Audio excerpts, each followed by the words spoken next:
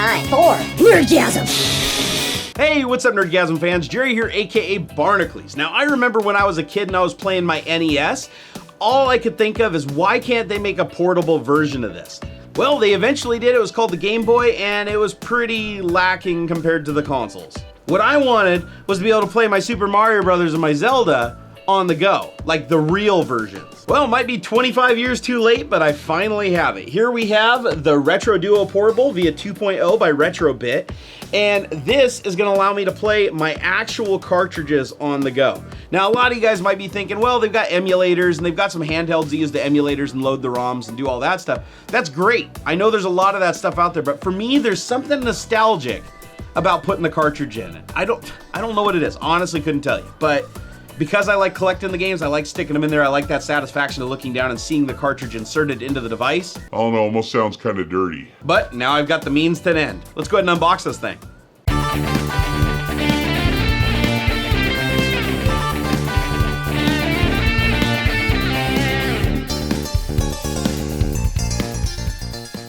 Well guys, here it is, the RetroDuo Portable. Now this thing's cool because it takes NES and SNES cartridges, but you can also use the Nintendo converter for Sega Genesis with it to play Genesis cartridges. Well, those are the three consoles that I've really started collecting lately, so I'm glad that I can play all the games on this.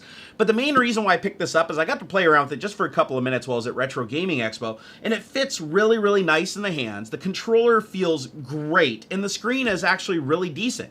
And now you have a portable you can actually put your cartridges into. So let's go ahead and open this up and take a look. Oh, bat knife. Oh yeah. Oh yeah. This thing's like rusty and dull. I don't know, do I need to do a video on how to like sharpen and fix bat knife? I can't even shave with it. All right, open up.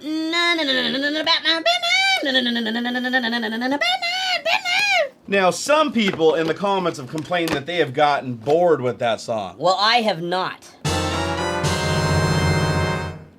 All right, so sit on top, we have a RetroBit sticker, we have a manual, we have more sticker, another sticker, Come to the Dark Side, Keep Calm and Go Retro, Warp Back in Time by RetroBits, a little Nintendo cartridge, more stickers. I'm starting to wonder if they just stuck all these in the box because they sent me this, or if this comes with them. I don't honestly know. I probably wouldn't expect to get this many stickers. All right, now that we have our giant pile of stickers over there, let's take a look inside the box. So if you guys look at it right here, it looks like we have a box of some kind here. I have no idea what this is. We'll find out in a second.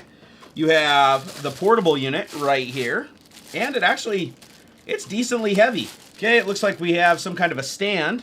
We have an adapter to plug real controllers into. Now that I think is awesome, so that you can actually do two-player games with the original SNES controllers. That's cool. And it looks like you have a video cable to plug it into a TV if you want to use it as a standalone console. Unfortunately, it looks like it's just a standard composite cable. I would have preferred HDMI, but then that would have required them to put an upscaler in the unit. So I understand why it's not there. Begone box! Oh, God. Ugh. Okay, let's take the stuff out of this plastic. Here we have the controller.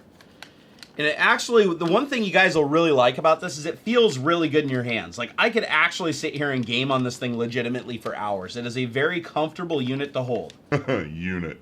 All right, looks like we have a power cable for it. It's a 9-volt at 750 milliamp. See, I can get technical sometimes. A bag with 2 itty-bitty little screws in it. I can't even imagine what the hell that'd be for, but we're going to find out in a little while. All right, let's figure out what the hell this box is. Ugh.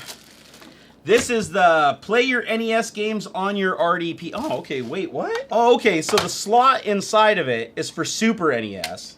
And then this is the adapter to make it NES. Seriously? Now, surprisingly, it doesn't weigh as much as you'd think it would. So you could play like this, but that is a huge adapter. Because the main purpose for this thing was to play Nintendo games. I wanted to play Legend of Zelda. I didn't realize that it had that big, huge box on there. But if you're playing Super Nintendo games, that's very nice because you can see the cartridge, you can see the sticker on the cartridge. While you're playing, it's not in the way. Your fingers are on the bumper. You can even rest your fingers on the cartridge. And it feels like it's in there good. It releases really nice, unlike the Retron 5, which grips your cartridges like crazy. This actually has an acceptable amount of grip. But that adapter, we'll just have to play around with it and see how it works out. Now, right here on the side, it says Duo controller port, and that's where you plug this little adapter guy in, presumably, so that you can actually plug in the Nintendo controllers. Now, obviously, because of the port, you're not going to be using these controllers while this is plugged in, so you would only be using this in the situation where you're using this as a game console on your television.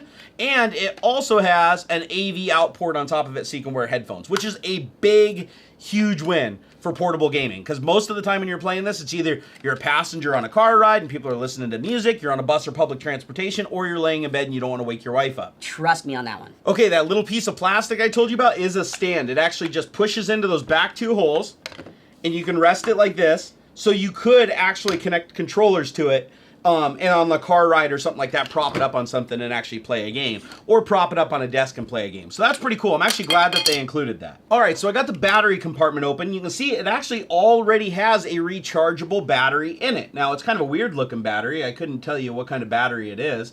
7.4 volts, 1800 milliamps. So the nice thing about that is you're not going to be opening the battery compartment all the time because you can plug in the thing and recharge it. That AC adapter isn't just for plugging it into the wall to have wall power, it's also to charge the internal battery. And I do give them massive kudos for making the proprietary battery accessible so that when it dies, you can rebuild or buy another one to stick in there. Unlike Apple. Yeah, you know what I'm talking about, ghost of Steve Jobs. All right, I also found out what the little screws are for. Those two little black screws. If you look at the adapter here, there's a little tiny screw hole in the back of it. And what it's for is when you put the adapter into the unit, because it's so monstrously huge, they have a little screw that goes through the back that holds the adapter in. Now, the problem that I have with that is, one, it locks the adapter in place, so if I want to play a Super Nintendo game, now I have to physically unscrew it, take it out, and then put the Super Nintendo game in it. That sucks. So what I'm going to do is I'm going to go find a threaded butterfly screw that I can put in there that I can actually just stick in there with my fingers or not. Because, one, you definitely don't want this to slide out while you're playing or bump on something. And it is kind of big, right? Once you put the game in there, you know, you got yourself a little bit of a clubbing device here. And plus, if you screw it into place, it's not going to flop back and forth like this. It's actually going to stay fixed. So I do see a need for the screw, but I am going to ding them on that and say, guys, you shouldn't just include regular Phillips screws. They should be a little finger torque screw. I don't mind if it protrudes out of the back of the unit a little bit. It just makes it a lot easier for me to change out the adapters on the go, and then I don't have to bring my jeweler's screwdriver kit with me. All right, so now we got all that out of the way. Let's see if this thing actually works. Since it's got the battery, let's see if it's got a charge. So it's got an on button right on the side. You flip it on. There we go. You got a little green LED indicating that it's powered on, and the screen is blank.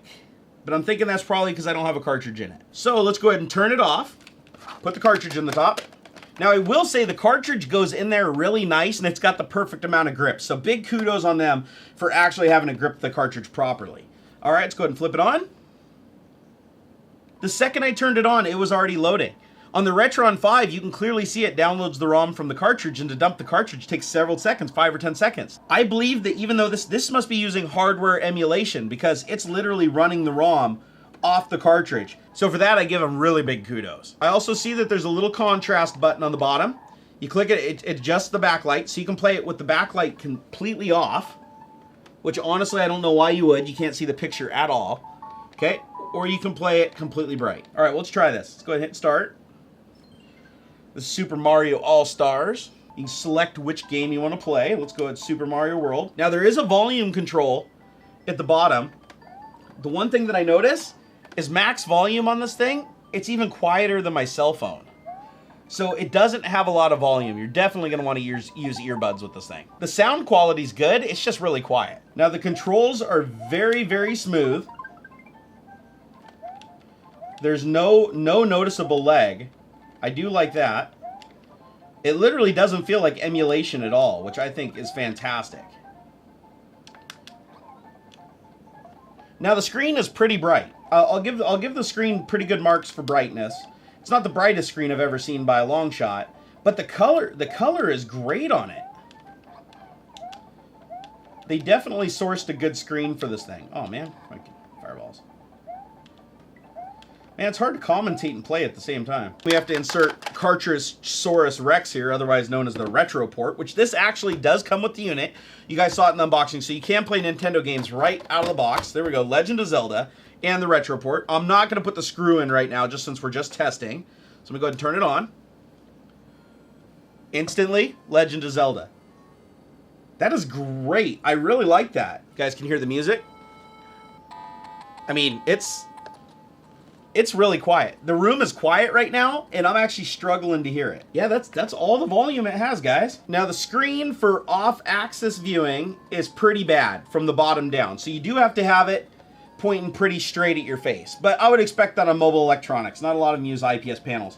I also noticed when playing the Nintendo cartridge that there is a little bit of an analog distortion going across the screen. It's very, very minor. It's actually really hard to see. I didn't notice with the SNES cartridge. I only noticed it with the Nintendo cartridge.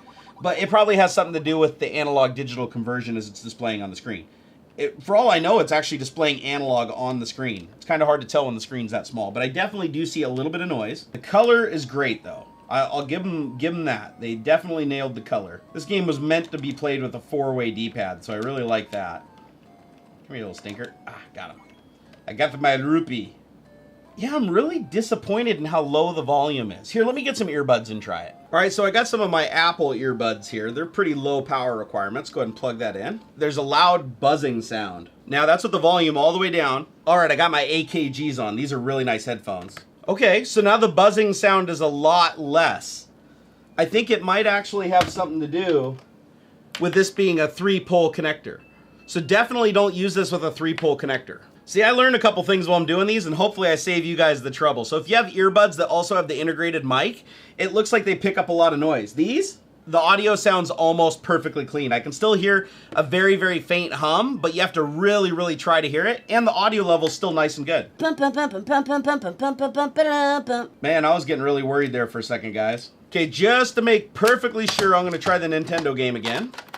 I just want to make absolutely sure that hum is gone. Nope, it sounds good. Actually, there's zero hum. I can't even hear anything in the background at all. And the audio quality is really good. I'm just holding the headphones up there, guys. See, guys, this is what happens when you make unscripted videos. You guys learn everything along with me. Okay, so I'm glad that that wasn't a real problem, but now you guys know, avoid earbuds that have an integrated microphone with these. You will pick up a horrendous hum. Okay, now RetroBit sent me a couple of other goodies too. They sent me a couple of the classic RetroDuo Nintendo controllers. These are the SNES controllers. And they sent me this, which is the RetroGen adapter, which allows you to play Sega Genesis games on this. Let's go ahead and open this up. I think we need Bat Knife again. All right, here we have it. Now, the one thing I am pleasantly surprised with is look how short this adapter is compared to the Nintendo adapter. This is much more manageable. Now, I'm not quite sure why the Nintendo adapter had to be so big, probably because the freaking whole hardware emulation for the Nintendo is probably in this thing. But the Genesis adapter is much smaller. Let's go ahead and put that in. Now, one thing to note is there is not a screw hole on the Genesis adapter, so you can't screw that one in. So that's a little bit of an inconsistency. I kind of figured that they'd put that on there so it was compatible with this. But then again, this is so you can play your Genesis games on your Super Nintendo, so it's not like this was designed for this, it just happens to work. All right, here I have Altered Beast. So let's go ahead and put that on. Fits right on just like so. Is a little bit floppy around. I mean, I wouldn't be jarring this thing around really hard or your cartridge might come flying out. But to be honest, you can probably just shim it with something. Hey, jerry-rigged. This came in the box. This is the little thing they use for hanging the retail. It actually snaps into place perfectly and holds the cartridge from wobbling. You're welcome, RetroBits. Now, another thing that I noticed, and again, these are not, this is just me telling you about my experience, is you notice when I turn it on, there's a little bit of a fuzz and a distortion. That tells me that the signal going to the screen is analog. I don't think they're using digital here. I think the screen is literally displaying an analog signal. And that would also explain why they don't have an HDMI out, because if they already had the digital capability to display on the LCD inside, they could just put an HDMI on the outside. You guys remembered Altered Beast? Here we go. The graphics look good. The color's nowhere near as bright as Nintendo, but you know, that has nothing to do with the adapter and everything to do with just that's how Genesis rolled. I do have a little bit of a blue bar running down one side of the screen, and I don't know if that's just the Altered Beast game or the adapter. Ooh, kick that guy. Kick him, kick him, kick him, kick him. Ah! Get my ass kicked by a guy who doesn't even have a head. Oh, time to kick some ass. I kicked some ass. Oh! So it appears to work fine, the Genesis adapter. Here, let's see if my little hack works with the Nintendo adapter too. Stick the Nintendo adapter in there. Warning, this is not supported by RetroBit. I just came up with it. But sure enough, it fixes the problem. Hey, recycling. It also works if you shove it in the backside also. All right, let's go ahead and put the stand on it. So I'm gonna go ahead and insert the stand. Okay, set it down. I'm gonna put in the adapter for the controller, just like so. I'm gonna put in the Legend of Zelda. Kind of feel like it's Legos here. And you can see, even with the adapter in it, it holds it perfectly on the table. So let's go ahead and open up one of the controllers. Now these are not authentic NES controllers, they're clones, but they look and feel absolutely identical to the originals. And it's also got an on-off switch on this controller, so I'm gonna go ahead and switch it on. So now, if we turn it on here, okay, Zelda fired right up, and the controller works. It's dangerous to go alone. Now, a big plus is they claim that this will last for 8 hours on a full battery charge. Now, 8 hours on any mobile electronic is a freaking technical marvel. So I think it's great that they're efficient on power and that they can achieve that, because the place where I see this being most useful is on road trips where you're the passenger, right? You're going a very, very long distance, you're on an airplane, you're on a flight. Well, a flight on an airplane, oh my God. Seriously, did I just say that? Anyways. And also the battery in the back, you can get an extended 10-hour battery from RetroBit if you want to extend it even longer. Now I did just experience a hang where the screen just locked up and I had to turn the unit and turn it back off. It's only happened to me once, but it's something that I'm definitely going to keep an eye out on. And guys, I do plan to do an update video in about a month for all of these different consoles and stuff that I'm trying, because I'm definitely getting back into retro gaming and I'm enjoying it. So check the video description for ongoing updates about this. Now guys, I would like to hook this up to the big screen to show you guys what it looks like as a standalone console, but unfortunately, because it uses the old analog RCA style connector, I don't have any support for that on any of my panels, and I don't have any CRT televisions, so I can't show you that feature. But if you did want to connect it to a modern TV, you could easily buy something called a video scaler, and they sell them. You can find them on Amazon. I'll actually have a link to one down in the video description. And with those video scalers, you can basically plug in your two audio channels and your video channel that's analog, and it'll convert it to HDMI so that you can just run one HDMI cable to your screen and get both audio and video. Oh guys, I figured out why I was getting noise on that 3-pole connector. It's because the video also comes out of that top port. So when you plug it in, to plug it into your television, you get that video. So of course it was interfering with the little pole for the mic. Actually not terribly uncommon. I remember some older electronics like the cameras and stuff would have a similar problem. So just be conscious of that. If you're using regular headphones, it's fine, but if you're using headphones that have an integrated microphone, specifically for cell phone style connectors, you will get a lot of noise, and that's just the video trying to transmit over it. Now let's go ahead and get the cons out of the way first. The cons obviously are that you need these giant adapters to play Sega Genesis and your original 8-bit Nintendo games. It's a little bit insane. I'm not sure why they didn't try to make a lower profile cartridge. So that bugged me a little bit. The other con is that you do have to screw the cartridge in place, otherwise the adapter and everything on there causes you a little bit of a problem. Now granted, you can just shim it instead of putting the screw in there and it's rock solid.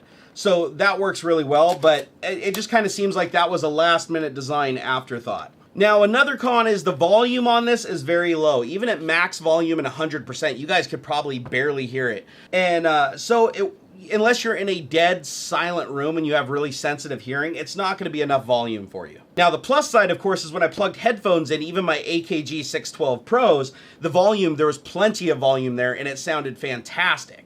So it's just a matter of them just not having enough power driving the speakers. But the headphone jack itself sounded great. And now the last con that I have against the device is because it is hardware emulation, you don't have the ability to do a save state, or what the modern emulators do, where you're basically like, I want to save and restore my game from an exact point. You don't have the ability to add filters like the Super Sam and the Super Eagle and all those things to basically increase the resolution so that it looks even better than it did on the original console. This is quite literally like a portable NES, SNES, or Sega Genesis with the adapters. Alright, so now we got all the cons out of the way. Now there's a lot of pros to this device. The pros are, it natively plays Super Nintendo cartridges with no adapter. Now I think that's good, because if they could have picked any one of the ports to have native, I would have gone for this because it's the lowest profile and it is the largest cartridge. Another pro is the screen. The screen on this looks absolutely beautiful. The colors were good, the brightness is good. It's not super intensely bright, but the color looks really good. Now it has some off-axis viewing issues. If you rotate the screen around, you will notice some dimming, but if you're looking at it straight on, which it's a portable, you usually are, the color is great and spot on. Now, I've seen a lot of portable gaming systems that I've played where the colors just did not look right. They definitely nailed the color. The other big pro is it is a very comfortable unit to hold. The bumpers, where all the buttons are, where the D-pad is, you could play this for hours with minimal hand fatigue. I also like the texture of the plastic that they used. It definitely feels nice in your hands. The other big pro is you get 8 hours on a fully charged battery, and it's a replaceable battery pack, which I think is phenomenal, and you can get an upgraded battery pack, so you can even get more hours if you want, or carry a spare battery with you. Now, another big pro was the little adapter to plug in real controllers. You can plug 2 controllers in with this adapter, and it comes with it, which I thought was absolutely cool, because even if you're not connecting it to your TV, you can go ahead and put it on that little stand, set it on a table, and you and a friend can have it out. Now, another big pro is just how fast it starts up. Every other emulator and console that I've used that has to download the ROM from the cartridge, it takes about 5 to 10 seconds, depending on the game, to download it and start it. This, from the moment I flip the switch on right there, it's about 1 second, and the game's already loading through the screen. Because this is using a hardware emulation, it doesn't have the menu to basically save state in the games and stuff like that, because it's basically replicating the real console. You still have to rely on the cartridges themselves to save the game. So if you have like older Nintendo cartridges that don't allow you to save the game, or you have to write down the codes like a Mike Tyson's Punch-Out, you still have to do that. Because if it was using some kind of a software emulation, of course the trade-off is it takes longer for things to load, it requires more processing power, things like that, and it may affect your battery life adversely, but it would give you those abilities. So there is a little bit of trade-off here. So if you do need to be able to save your game on a moment's notice and the game itself doesn't support that, that's going to be a little bit of a problem. And I also want to mention that the sound quality is fantastic when you have headphones attached. The volume isn't that great on these speakers, but they do sound good. But you put a pair of headphones on and it's definitely a game changer, and the audio sounds dead on accurate. Alright guys, well I for one am happy to have this as a part of my collection. I'm really getting into this retro gaming stuff, and it is a lot of fun. And don't worry guys, lots of 3D printing videos, simulator videos, and all that stuff coming down the road, including Codegasm. God, a lot of people are asking for Codegasm. Don't worry, it's coming back. I just got to get a couple things worked out first. But this is another facet to my channel that I'm really, really enjoying, and I started collecting massive games now. I've got a whole shelf now full of cartridges of Nintendo. I've got Super Nintendo, and I've got Sega Genesis, and I've even got some Master System stuff coming on the way, and even some Sega Saturn. Yeah, Metal Jesus, I'm catching up to you, buddy. Not really. But honestly, for the price, it is a great unit. And you guys, I have a link down in the video description. It's an Amazon affiliate link. When you use it, you help me and you help the channel. And if you have any questions that I wasn't able to answer in this video, my email address and my Twitter are both down in the video description. You can find me. I am at Barnacles on Twitter. That's where I'm most responsive, because that's where I spend most of my social media time. Now, if you guys made it to the end of another one of my lengthy videos, I swear I try to keep these things like 5 or 10 minutes and then they just run away. But if you guys did make it to the end of this video, go ahead and hashtag RetroBit for the win. Now, I'm going to go fully charge this baby up so I can give it to Xander when he gets home. He is going to flip. All right, guys, I hope you enjoyed this review. Until next time. Hey guys, I hope you enjoyed this video. Please take a moment and subscribe to my channel. It helps me a lot. Also, come over to Twitter. I'm at Barnacles. I'm a real social guy. Also, if you have a couple of minutes, check out some of these many other videos. I made them myself.